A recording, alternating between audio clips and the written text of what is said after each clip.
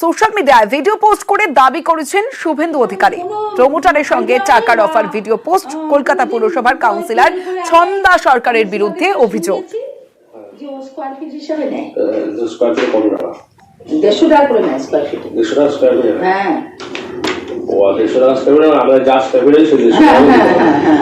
আমাকে 80 টাকা করে দিলেই আমাকে হয়ে যায়। 80 টাকা করে?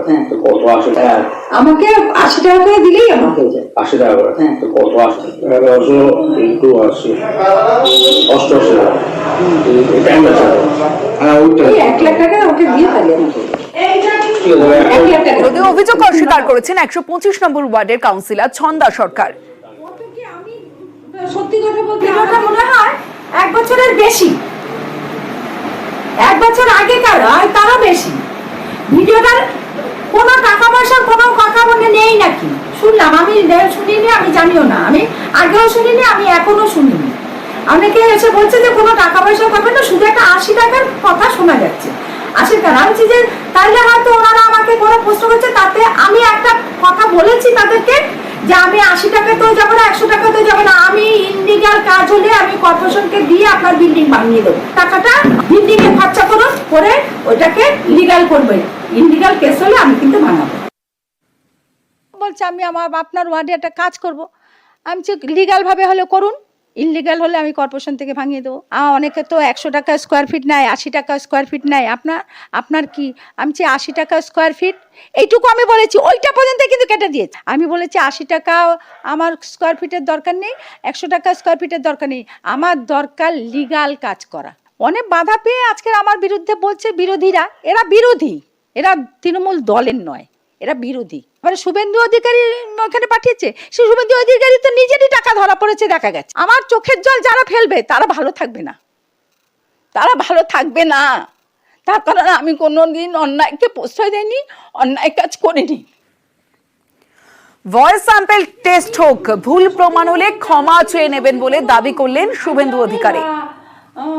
আর অভিযোগ খতিয়ে দেখবে দল। প্রতিক্রিয়া তৃণমূল নেতা কুণাল ঘোষের। অভিযোগ কি আনবো? প্রমাণ দিয়েছে, ওনার বাড়িতে পুলিশ যাবে, ইডি যাবে। ওই ছবিটা উনার নয়, ওটা উনি বলেননি। মামলা করুন, আমি বলবো ওই ভিডিওটা ফরেন্সিকে পাঠিয়ে দিতে, ওনার গলা থেকে কাকুর মতো ভয়েস স্যাম্পল নিতে। তারপরে যদি ভুল প্রমাণ হয় আমি ক্ষমা চেয়ে নেবো। আমি তো প্রমাণ দিয়ে দিয়েছি। বিরোধী দলনেতা যে টুইট করেছেন তাতে যে ভিডিওটা রয়েছে, যে একজন কাউন্সিলর কোনো কিছু বলছেন, তো আমাদের প্রথম দেখতে হবে ভিডিওটা ঠিক না ভিডিওটা ফেক। কাউন্সিলর কোন প্রসঙ্গে এই কথাগুলি বলেছেন, কেন এই কথাগুলো, এই শব্দগুলো উচ্চারিত হলো, এগুলো নিশ্চয়ই দল তার কাছে জানতে চাইবে। আর এগুলো যদি অভিযোগ যদি ঠিক হয় তাহলে নিশ্চিতভাবে তার বিরুদ্ধে কড়া ব্যবস্থা নেওয়া প্রয়োজন। যদি জানতে পারেন যে কে বা কারা করছে, তাহলে তো ওনারই উচিত ছিল আগে গিয়ে কমপ্লেনটা করা। অভিষেক বন্দ্যোপাধ্যায়ের নাম করে তোলাবাজি, মেয়রের ওএসডি কালীচরণ বন্দ্যোপাধ্যায়ের বিরুদ্ধে অভিযোগ। শেক্সপিয়ার সরণি থানায় অভিযোগ দায়ের। কামাক স্ট্রিটের অফিস থেকে অভিযোগ দায়ের। অভিযোগের কপি পাঠানো হয়েছে ডিসি সাউথের অফিসে। জানতে পারলে আগেই তদন্ত হতো মন্তব্য করেছেন মেয়র ফিরহাদ হাকিম। আমি আপনার কাছে শুনলাম, যদি এরকম কোনো কমপ্লেন থাকে তো আমাকেই দিতে পারতো, আমি ইনকোয়ারি করব। বিভাগীয় ইনকোয়ারি করে নিশ্চয়ই করা। পার্থর জামিন মামলায় কেষ্টর কথা। পার্থ আর প্রভাবশালী নন বলে সওয়াল আইনজীবীর। বিচারপতির মুখে নাম না করে অনুব্রত মণ্ডলের প্রসঙ্গ, আর অনুব্রতর মতো ক্ষমতাবান নন বলে সওয়াল পার্থর আইনজীবী। আর পুজোর আগেই পার্থর জামিন মামলার নিষ্পত্তি, এই প্রশ্ন উঠছে। অর্ণব রয়েছে আমার সঙ্গে। অর্ণব, পার্থ চট্টোপাধ্যায় তিনি কি জামিন পেতে পারেন? কোনো সম্ভাবনা কি রয়েছে? দেখো, পুজোর আগে এই মামলার নিষ্পত্তি করার চেষ্টা করবে আদালত, এমনটা মন্তব্য করেছেন ডিভিশন বেঞ্চের প্রিজাইডিং জজ অরিজিৎ বন্দ্যোপাধ্যায়। অর্থাৎ পুজোর ছুটি পড়ার আগেই পার্থ চট্টোপাধ্যায় জামিন মামলার ভাগ্য নির্ধারিত হয়ে যেতে পারে। জামিন হবে কি হবে না সেটা রায়ের পরে স্পষ্ট হবে, কিন্তু জামিন কেন দেওয়া উচিত পার্থ চট্টোপাধ্যায়কে, তাকে প্রভাবশালী এই যুক্তি দিয়ে আর জেলের ভিতরে আটকে রাখা যায় না।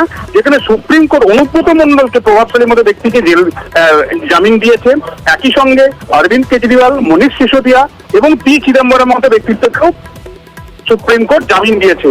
এই প্রশ্ন বা এই সওয়াল যখন পার্থ চট্টোপাধ্যায়ের আইনজীবীর তরফে করা হয়, তখনই ডিভিশন বেঞ্চের একজন অন্যতম বিচারপতি অপূর্ব সিনহা তিনি বলেন যে একজন সুপ্রিম কোর্ট থেকে জামিন পেয়েছেন এবং বীরভূমে ফিরে আসার পর তৃণমূল অর্থাৎ শাসক দলের যে লোকজন রয়েছে তারা তার সঙ্গে আবার যোগ দিচ্ছে, অর্থাৎ দলে দলে অনুব্রত বাড়িতে ভিড় করা, ফুলচোরা, এই বিষয়গুলিও কলকাতা হাইকোর্টের বিচারপতিদের নজর এড়ায়নি।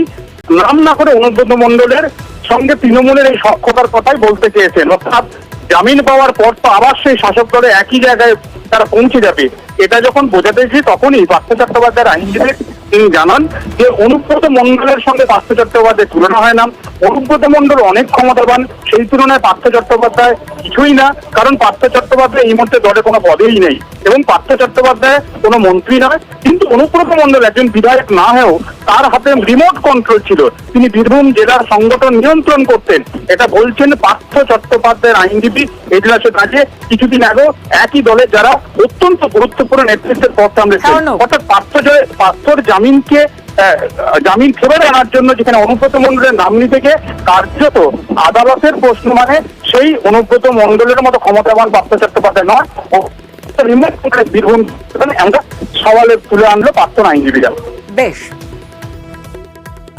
মণ্ডলকেও যে জামিন দিয়েছেন সুপ্রিম কোর্ট, সেটা তো জামিনের আবেদনের যুক্তিগুলি আদালতের কাছে মান্যতা পেয়েছে বলেই জামিন পেয়েছেন। তো এখানে যদি আরেকজন ব্যক্তি তার সঙ্গে তুলনা করে আবেদন করতে চান, সেটা তুলনা হয় কি হয় না সেটা ঠিক করবেন মহামান্য যিনি বিচারক আছেন। যে তুলনাটাকে আনা হচ্ছে বা যে সওয়াল করা হচ্ছে সেটা আইনে সেটা গ্রহণযোগ্য কিনা, মান্যতা পাবে কিনা। আরজিকর ইস্যুতে কোনো রাজনৈতিক ফায়দা তুলতে পারেনি বিজেপি, তার উপর জুনিয়র চিকিৎসকদের আন্দোলন নিয়ে এক এক নেতার এক এক মন্তব্যে বিড়ম্বনায় পড়েছে পদ্ম নেতৃত্ব। এবার তাই বিজেপি নেতৃত্বের নির্দেশ, আরজিকর ইস্যুতে আর কোনো মন্তব্য নয়, যা বলার দলীয় মুখপাত্ররা বলবেন। জুনিয়র ডাক্তারদের সবাই প্রশ্ন করছে যে এত নাটক করে কি হলো, রাত জেগে এ করে আরজিকর যে ঘটনা তার কি পরিবর্তন হয়েছে, তার কজন দোষী সাজা পেয়েছে, যাদের উনি পদত্যাগ চেয়েছেন ওনারা তারা প্রমোশন পেয়েছে। জাগো, ক্যান্ডেল জ্বালাও, চল রাত্রেবেলা ঢোক, বাতি জ্বালিয়ে ছবি তুলে চলে আসে।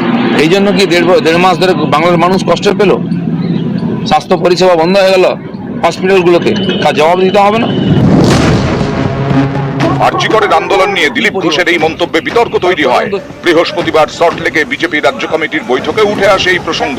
এই নিয়ে নেতাদের কড়া নির্দেশ দিয়েছে বিজেপি রাজ্য নেতৃত্ব।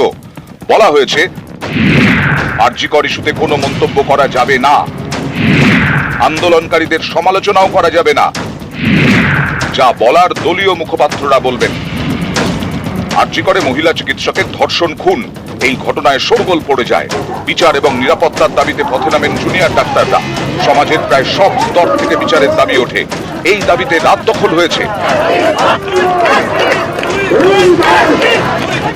ভোর দখল হয়েছে, দিনের পর দিন দখল হয়েছে রাজপথ। শাসক শিবিরের বিরুদ্ধে আওয়াজও উঠেছে, কিন্তু তৃণমূলের শীর্ষ নেতৃত্ব কখনোই আন্দোলনে আপত্তি জানাননি। বারবার বার্তা দিয়েছেন তারা আন্দোলনের বিরুদ্ধে নন, কিন্তু জুনিয়র ডাক্তাররা এবার কাজে ফিরুন। এ নিয়ে দীর্ঘ টানাপোড়েন চলেছে। শেষমেশ ধাপে ধাপে কাজ শুরু করেছেন জুনিয়র ডাক্তাররা। এরই মাঝে ডিভিসি ছাড়া জলে বন্যা পরিস্থিতি তৈরি হয় দক্ষিণবঙ্গের বিস্তীর্ণ এলাকায়। সেদিকেই তখন সবার নজর। এই পরিস্থিতিতেই হঠাৎই একদিন সুর চড়ান দিলীপ ঘোষ। জুনিয়র ডাক্তারদের সবাই প্রশ্ন করছে যে এত নাটক করে কি হলো, রাত জেগে এ করে আরজিকর যে ঘটনা তার কি পরিবর্তন হয়েছে, তার কজন দোষী সাজা পেয়েছে, যাদের উনি পদত্যাগ চেয়েছেন ওনারা তারা প্রমোশন পেয়েছে। জাগো, ক্যান্ডেল জ্বালাও, চল রাত্রেবেলা ঢোক, বাতি জ্বালিয়ে ছবি তুলে চলে আসে। এই জন্য কি দেড় মাস ধরে বাংলার মানুষ কষ্ট পেল, স্বাস্থ্য পরিষেবা বন্ধ হয়ে গেল হসপিটালগুলোতে, তার জবাব দিতে হবে না? বিভিন্ন রাজনৈতিক শক্তি রাজ্যের ক্ষমতা দখলের ক্ষুদ্র স্বার্থে আমাদের আন্দোলনকে ব্যবহার করতে চাইছে গোড়া থেকেই। হাতরাস, কাঠুয়া, উন্নাওতে যারা ধর্ষকদের মালা পরিয়েছে তাদের ক্ষমতা দখলের খেলার চক্করে আমাদের আন্দোলনকে ব্যবহার করতে আমরা দেব না, জনগণ দেব না। এই আন্দোলন বিভাজনকামী কোনো রাজনীতিকে প্রথম দিন থেকে প্রত্যাখ্যান করেছে, আগামীতেও করবে। পর্যবেক্ষকদের একাংশের মতে আরজি কর ইস্যুতে কোনো ফায়দাই তুলতে পারেনি বিজেপি। এই ইস্যুকে হাতিয়ার করে তারা তৃণমূলের ওপর কোনো চাপ তৈরি করতে পারেনি। উল্টে জুনিয়র ডাক্তারদের আন্দোলন নিয়ে একাধিক নেতা যেসব মন্তব্য করেছেন তাতে বিজেপির বিড়ম্বনা বেড়েছে। এই পরিস্থিতিতে আরজি করের আন্দোলন থেকে নিরাপদ দূরত্ব বজায় রাখতে চাইছে বঙ্গ বিজেপি, তাই নেতাদের চুপ থাকার নির্দেশ দেওয়া হয়েছে। ঠিক হয়েছে, আরজি কর ইস্যুতে যা বলার বলবেন বিজেপির মুখপাত্ররা। আমি আমার এই ডাক্তার ভাই বোনদের নিয়ে বেশি কথা বলি না। আমি প্রথম থেকে বলেছি বিজেপিরও মরাল সাপোর্ট আছে, আমারও মরাল সাপোর্ট আছে ওদের প্রতি, এবং ওরা ভালো লড়াই দিয়েছেন, লড়াই করছেন। ওরা কোথায় থামবেন, কোথায় যাবেন, কমপ্লিটলি ওদের নিজস্ব ব্যাপার। এর সঙ্গে কোনো মন্তব্য করা, পরামর্শ দেওয়া উচিত না। নিউজ 18 বাংলা।